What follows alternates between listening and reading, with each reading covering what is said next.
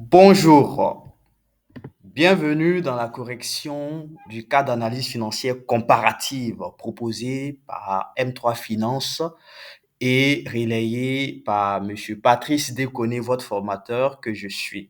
Alors, c'est avec beaucoup de joie que j'ai constaté la participation active de plusieurs personnes à ce devoir.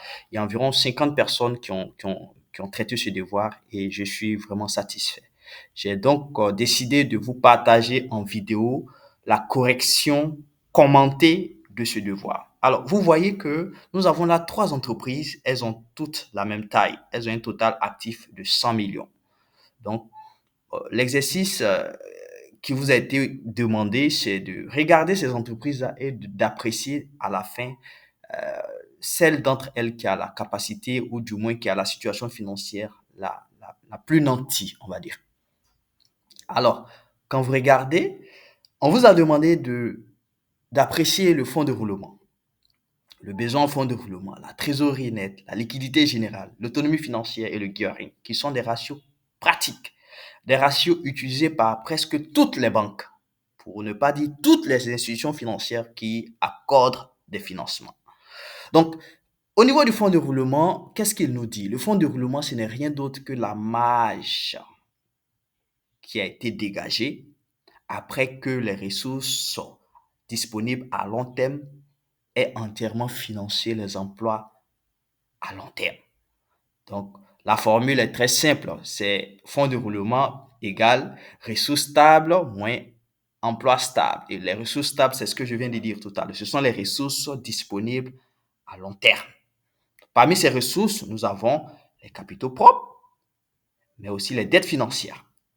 Les capitaux propres appartiennent aux actionnaires, aux propriétaires de l'entreprise. Et les dettes financières, ce sont des dettes qui ont été accordées par des institutions.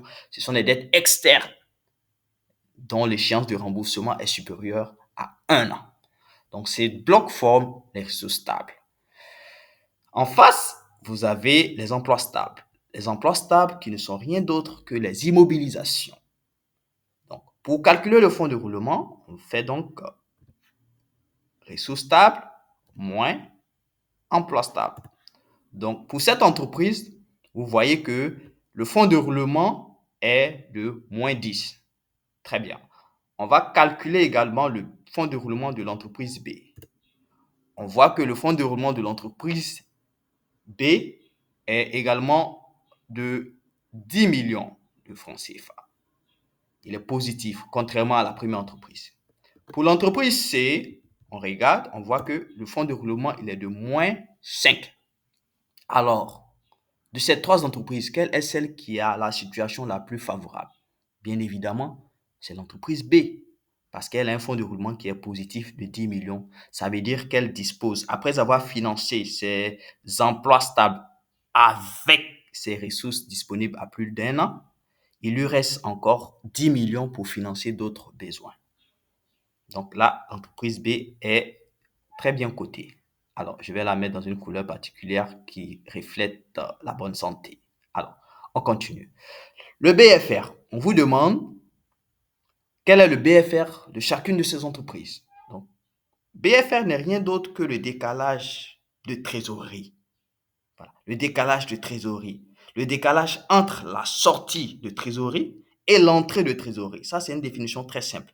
Le décalage entre le moment où l'entreprise décaisse pour financer son exploitation et le moment où elle encaisse des ventes ou des revenus provenant de son exploitation.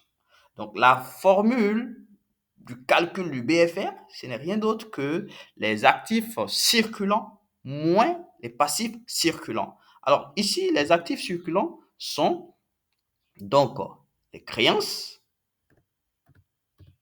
sont donc les créances et les stocks. Ici, nous avons uniquement le bloc actif circulant. Donc, vous devez savoir que actif circulant, on a à l'intérieur les créances et les stocks. On peut avoir d'autres créances, mais mettons toutes les autres créances dans le bloc créances. Et actif circulant moins passif circulant. Le passif circulant, il est constitué des dettes d'exploitation, on peut avoir d'autres dettes, mais uniquement des dettes qui ne sont pas des dettes financières. On entend par dette financière des dettes qui ont été accordées par des institutions financières, que ce soit des banques ou des établissements financiers, donc qui portent des intérêts. Donc ici, pour calculer notre besoin en fonds de roulement, on fera donc actif circulant moins le passif circulant. Je note ici que nous sommes dans le cas du Cisco-WADA. Et dans le Cisco-WADA, les actifs circulants se limitent au stock et créances. On ne tient pas compte de la trésorerie, contrairement en norme IFRS et ailleurs. Donc, pour cette entreprise, le BFR est nul. Voilà, ce n'est ni bon ni mauvais. Pour l'entreprise B, le BFR est de 20. Attention. Pour l'entreprise C, le BFR est de moins 10. Alors, lorsqu'on regarde, plus le BFR est élevé, ce que ça traduit un besoin de financement de gap de trésorerie. Donc, pour ces entreprises, on voit que l'entreprise A n'a pas de besoin. OK? Elle a un fonds de roulement qui est négatif, mais elle n'a pas de besoin pour financer non plus ses besoins, on va dire son besoin en fonds de roulement. Elle n'a pas de besoin. Très bien, on continue. On voit que pour l'entreprise B, par contre, elle a un besoin qui est de 20 millions. Et pour l'entreprise C, elle n'a pas de besoin, elle a plutôt une ressource en fonds de roulement qui est de moins 10 millions. Donc, ici, contrairement au fonds de roulement, ici, plus le BFR est négatif, mieux c'est. Voilà. S'il est négatif, c'est bon. Donc, parmi ces trois entreprises, celle qui a le BFR le plus intéressant, c'est l'entreprise C. On est bien d'accord. On continue. Pour la trésorerie nette, ce n'est rien d'autre que le fait que l'entreprise ait utilisé son fonds de roulement pour financer son besoin en fonds de roulement, la monnaie qui reste, c'est la trésorerie nette. On est bien d'accord. Donc, si on prend le fonds de roulement qui est là, qui est de moins 10, pour financer le besoin en fonds de roulement qui est de 0, qu'est-ce qu'on a? On a une trésorerie nette qui est de moins 10. Qu'est-ce que ça veut dire? Ça veut dire que la trésorerie est déficitaire. Ça veut dire quoi? Ça veut dire que l'entreprise a décaissé plus que ce qu'elle a encaissé. C'est tout ce que ça veut dire. Très bien. On regarde donc au niveau de l'entreprise B. Qu'est-ce qu'on voit? On voit que l'entreprise B a une trésorerie nette qui est déficitaire de moins 10 également. Qu'est-ce que ça veut dire? Ça veut dire qu'elle a décaissé plus que ce qu'elle a encaissé. Vous voyez? Donc, si vous regardez là, ça voudrait dire ici que l'entreprise a reçu 10, mais elle a eu à décaisser 20 pour financer son exploitation. Ce qui fait qu'elle est à découvert de 10. Donc, elle a une tension de trésorerie de 10. Donc, on a une trésorerie nette négative de 10. Est-ce un bon signe? Non. On regarde l'entreprise C. Au niveau de l'entreprise C, qu'est-ce qu'on voit?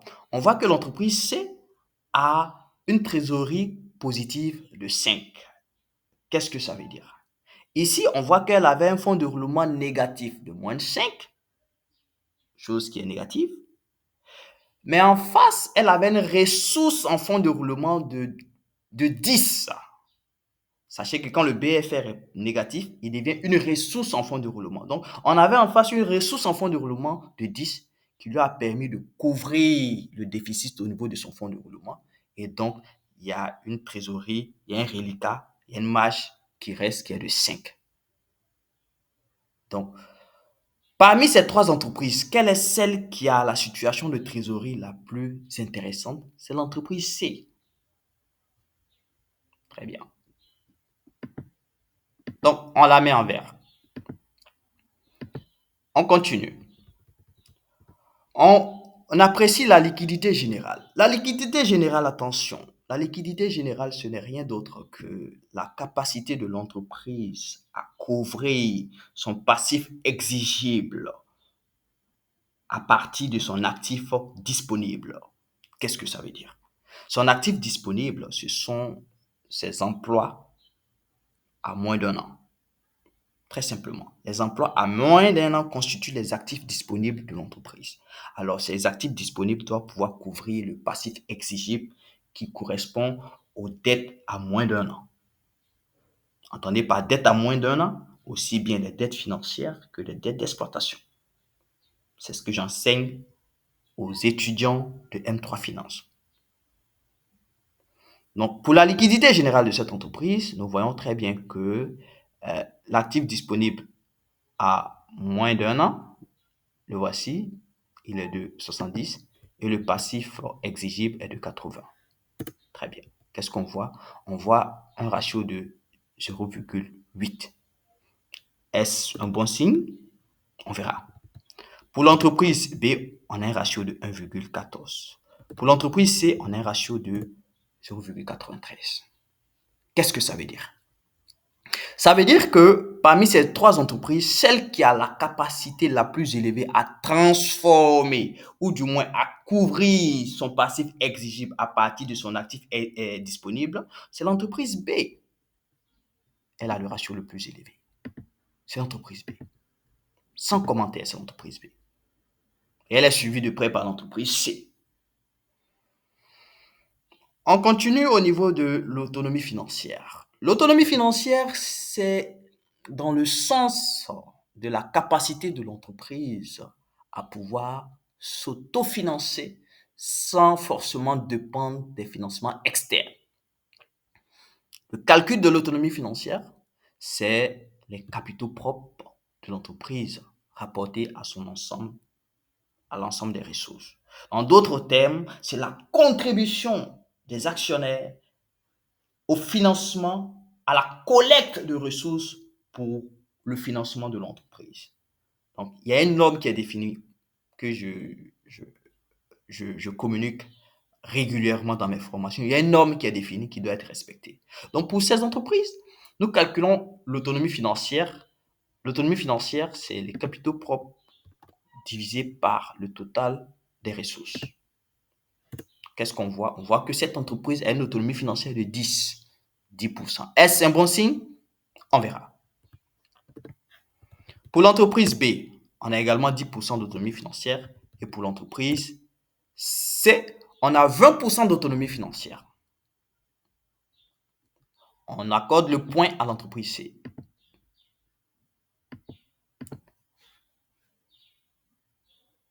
Donc, vous comprenez que plus l'autonomie, le ratio est élevé, mieux c'est. Pour le gearing qui est le taux d'endettement net, bien entendu. Donc, on le calcule de la manière suivante. Dette financière, c'est-à-dire les dettes qui portent des intérêts.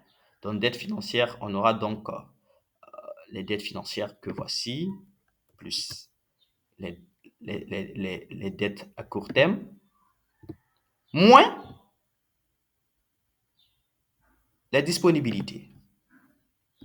Très bien. Le tout divisé par les capitaux propres.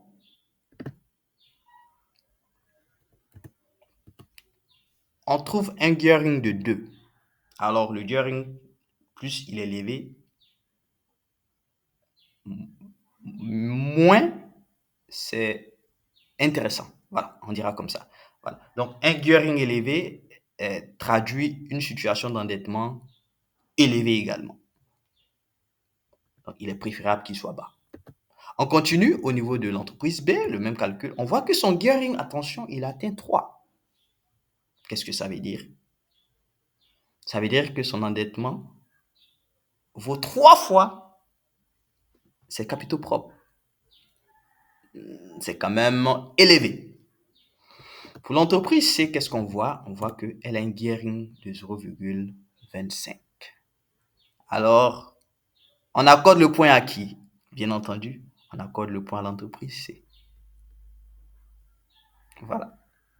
Alors, si nous devons faire le calcul ici, on regarde de toutes ces entreprises, quelle est celle qui a le plus de points? Regardez ici, l'entreprise A 0 points, l'entreprise B a 2 points et l'entreprise C en a combien? Elle a 4 points. Donc, d'un point de vue analyse, on peut conclure que l'entreprise C a la situation financière la plus intéressante. J'espère que vous avez aimé ma manière de communiquer cette correction. Si c'est le cas, n'hésitez pas à me le faire savoir dans les différents commentaires. Et je vous invite également, pour approfondir vos connaissances en la matière, à suivre les formations de M3 Finance. Je suis le principal formateur de cette académie. Donc, ce sont des choses de ce genre que j'enseigne à l'ensemble des participants de ce programme. Et ces choses, vous pouvez les utiliser immédiatement dans le cadre de vos travaux, dans le cadre de vos fonctions. Je vous invite à suivre cette correction et à l'enregistrer parce qu'elle vous servira, qui sait, à l'avenir. Merci à toutes et à tous.